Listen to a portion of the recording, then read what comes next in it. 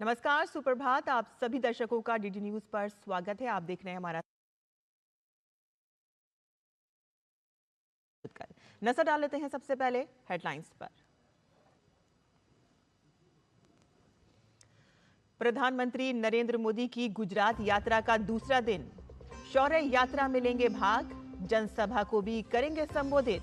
सोमनाथ मंदिर की रक्षा में दिए गए बलिदानों का प्रतीक है ये पर्व।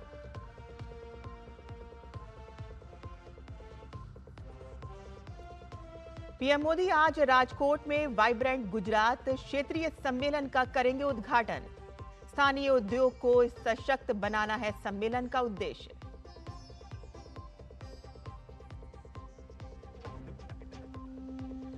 गृह मंत्री और सहकारिता मंत्री अमित शाह का केरल दौरा, बीजेपी कोर ग्रुप और एनडीए के नेता समेत राज्य में स्थानीय निकायों के नव निर्वाचित प्रतिनिधियों के साथ करेंगे बैठक।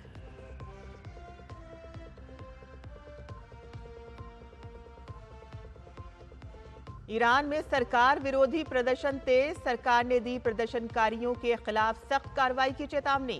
डोनाल्ड ट्रंप ने कहा कि ईरान की नजरें आजादी की ओर, अमेरिका करेगा हर संभव मदद।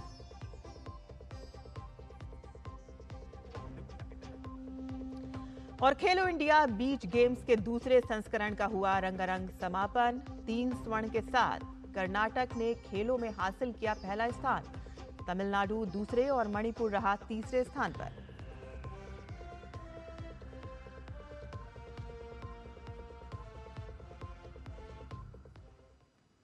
और अब समाचार विस्तार से। प्रधानमंत्री नरेंद्र मोदी की गुजरात यात्रा का आज दूसरा दिन है। पीएम आज सुबह शौर्य यात्रा में भाग लेंगे और ये यात्रा सोमनाथ मंदिर की रक्षा करते हुए अपने प्राणों की आहुति देने वाले अनगिनत योद्धाओं को श्रद्धांजलि अर्पित करने के लिए निकाली जाती है। और इस यात्रा में 108 घोड़ों का प्रतीकात्मक जुलूस निकलेगा, जो वीरता और बलिदान का प्रतीक होगा। और इसके बाद प्रधानमंत्री सोमनाथ मंदिर में दर्शन और पूजा अर्चना करेंगे। और इसी कड़ी में पीएम सुबह 11 बजे करीब सार्वजनिक कार्यक्रम में शामिल होकर जनसभा को संबोधित करेंगे। 1026 में सोमनाथ पर किए गए पहले आक्रमण के 1000 वर्ष पूरे हो जाएंगे। आज 1000 वर्ष बाद भी सोमनाथ मंदिर पूरी शान के साथ अडिग खड़ा है। भारत के 12 पवित्र ज्योतिर्लिंगों में से एक सोमनाथ का भारत की ऐतिहासिक संस्कृति में सर्वोच्च स्थान है। और इससे पहले कल भी प्रधानमंत्री नरेंद्र मोदी गुजरात में जारी सोमनाथ स्वाभिमान पर्व में शामिल हुए।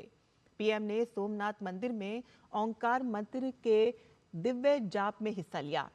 सोमनाथ स्वाभिमान पर्व भारतीय आध्यात्मिक परंपरा का एक सशक्त प्रतीक है और इस पर्व को देश भर में पूरी श्रद्धा, भक्ति और उल्लास के साथ मनाया जा रहा है। 1000 वर्ष पूर्व जनवरी 1026 में सोमनाथ मंदिर ने अपने इतिहास का पहला आक्रमण झेला था। साल 1026 का आक्रमण और उसके बाद हुए अनेक हमले भी भारतीयों के शाश्वत आस्था को डिगा नहीं सके।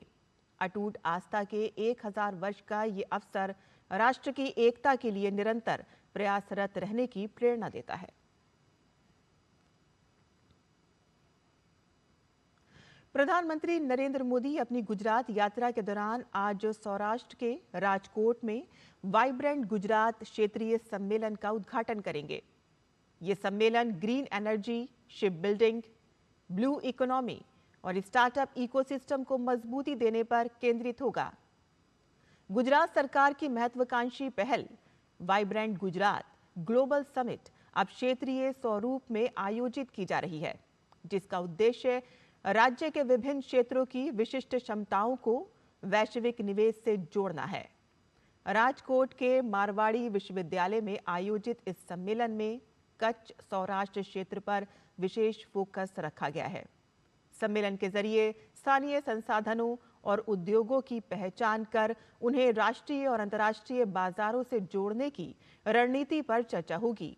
और इसमें एमएसएमई, स्टार्टअप, कृषि उत्पादक, शोध संस्थाएं और अंतर्राष्ट्रीय साझेदार हिस्सा लेंगे।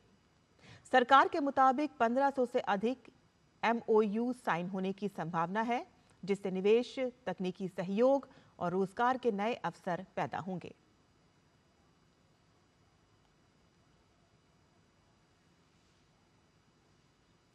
प्रधानमंत्री नरेंद्र मोदी की अध्यक्षता में श्री सोमनाथ ट्रस्ट की बैठक आयोजित की गई। गृह और सहकारिता मंत्री अमित शाह ने अपने सोशल मीडिया प्लेटफॉर्म एक्स पर इसकी जानकारी साझा करते हुए लिखा कि श्री नरेंद्र मोदी जी की अध्यक्षता में हुई श्री सोमनाथ ट्रस्ट की बैठक में वीडियो कॉन्फ्रेंसिंग के माध्यम से सहभागिता की। प्रधानमंत्री जी ने पवित्र मंदिर परिसर के विकासात्मक कार्यों और तीर्थ यात्रियों की सुलभता व सुगमता के विभिन्न निर्णयों की समीक्षा की। केंद्रीय गृह एवं सहकारिता मंत्री अमित शाह आज केरल के तिरुवनंतपुरम में कई महत्वपूर्ण कार्यक्रमों में भाग लेंगे। वे अपने दिन की शुरुआत प्रसिद्ध श्री पद्मनाभस्वामी मंदिर में दर्शन और पूजा अर्चना के साथ करेंगे और इसके बाद शाह स्थानीय निकायों के नवनिर्वाचित प्रतिनिधियों के सम्मेलन को संबोधित कर जमीनी स्तर पर पार्टी की मजबूती की समीक्षा करेंगे। दोपहर में वे केरल कौमुदी कॉन्क्लेव में शामिल होकर राज्य के विकास पर अपने विचार साझा करेंगे। शाम को भाजपा प्रदेश कार्यालय में कोर ग्रुप की बैठक और एनडीए सहयोगियों के साथ उच्च स्तरीय मंथन होगा। अमित शाह कल रात तिरुवनंतपुरम पहुंचे थे, जहां हवाई अड्डे पर पार्टी कार्यकर्ताओं ने उनका भव्य स्वागत किया।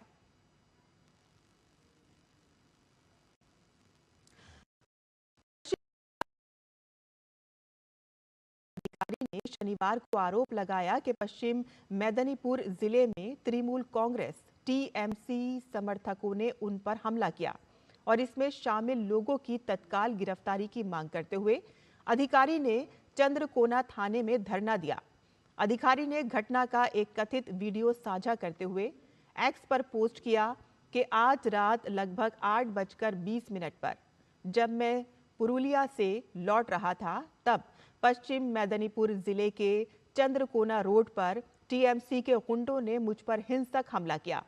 विपक्ष के नेता ने दावा किया है कि यह हमला पुलिस कर्मियों की मौजूदगी में हुआ, जो मूर्ख दर्शक बने रहे। उन्होंने इसे राज्य में विपक्ष की हर आवाज पर हमला करार दिया।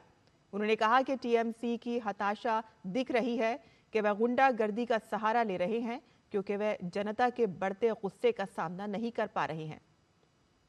भाजपा नेता ने कहा कि मैं अब तत्काल कार्रवाई और गिरफ्तारी की मांग को लेकर चंद्रकोना थाने के भीतर धरने पर बैठा हूं। बंगाल के लोग इस कानून विहीन तानाशाही से बेहतर के हकदार हैं। जब तक जवाबदेही तय नहीं हो जाती, मैं यहां से नहीं हटूंगा। मौसम विभाग ने दिल्ली, हरियाणा, चंडीगढ़, हिमाचल प्रदेश, झारखंड, उत्तरी कर्नाटक, ओडिशा, पंजाब, राजस्थान और उत्तराखंड में शीतलहर का अनुमान व्यक्त किया है और साथ ही अगले 24 घंटे में हरियाणा, दिल्ली, राजस्थान, चंडीगढ़ और पंजाब के कुछ हिस्सों में घना कोहरा छाए रहने की संभावना है। तो वहीं मौसम विभाग ने अगले 3 दिन तक तमिलनाडु, पुडुचेरी और कराईकल में भारी बारिश की संभावना जताई है और साथ ही दिल्ली में तापमान गिरने के साथ ही मौसम विभाग की तरफ से येलो अलर्ट जारी किया गया है, जहां का न्यूनतम तापमान 3 से 5 डिग्री रहने की उम्मीद है। खेलो इंडिया बीच गेम्स 2026 का शनिवार को समापन हो गया। प्रतियोगिता का आधिकारिक समापन समारोह दीव के तट पर स्थित आईएनएस खुकरी स्मारक में आयोजित हुआ।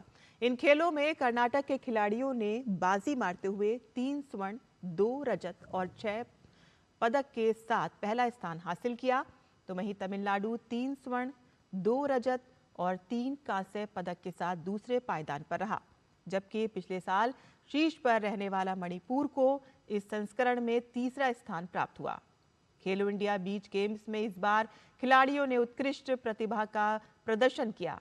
संस्करण में बीच सॉकर, बीच वॉलीबॉल, बीच सेपक टकरा और बीच कबड्डी, पेंचक सिलाट और ओपन वाटर स्विमिंग में खिलाड़ियों ने बीच कड़ी स्पर्धा देखने को मिली और इस बार मलखम्ब और रस्साकशी को डेमो गेम्स के रूप में शामिल किया गया। साल 2026 का क्रिकेट के लिहाज से काफी बड़ा रहने वाला है। ऐसे में टीम इंडिया इस साल का आगाज वनडे फॉर्मेट से करने जा रही है। टीम के सामने न्यूजीलैंड की चुनौती है और बड़ी बात यह है कि इस सीरीज में एक बार फिर से निगाहें विराट कोहली और रोहित शर्मा के परफॉर्मेंस पर होंगी, जिन्होंने दक्षिण अफ्रीका और विजय हजारे ट्रॉफी में एक बार फिर से साबित किया है कि उनमें क्रिकेट अभी बहुत बाकी है। वहीं महिला प्रीमियर लीग में गत विजेता मुंबई इंडियंस ने पहली जीत हासिल कर ली है। शनिवार रात खेले गए मुकाबले में मुंबई इंडियंस ने दिल्ली कैपिटल्स को 50 रन से हराने में सफलता पाई। टॉस हार कर पहले बल्लेबाजी करते हुए मुंबई ने 4 विकेट पर 195 रन बनाए और जवाब में दिल्ली की टीम 19 ओवर में 145 रन पर ऑल आउट हो गई और इस टीम को हार मिली। मुंबई के लिए कप्तान हरमनप्रीत कौर ने नाबाद 74 रन की पारी खेली, तो वहीं नटाली साइवरब्रट ने 70 रन बनाने के साथ साथ गेंदबाजी में 2 विकेट लिए। और इसी के साथ ही हमारा ये सांकेतिक समाचार यहीं खत्म होता है। मुझे और मेरे सहयोगी शरद मुदगल को अनुमति दें, लेकिन आप देखते रहिए डीडी न्यूज। नमस्कार।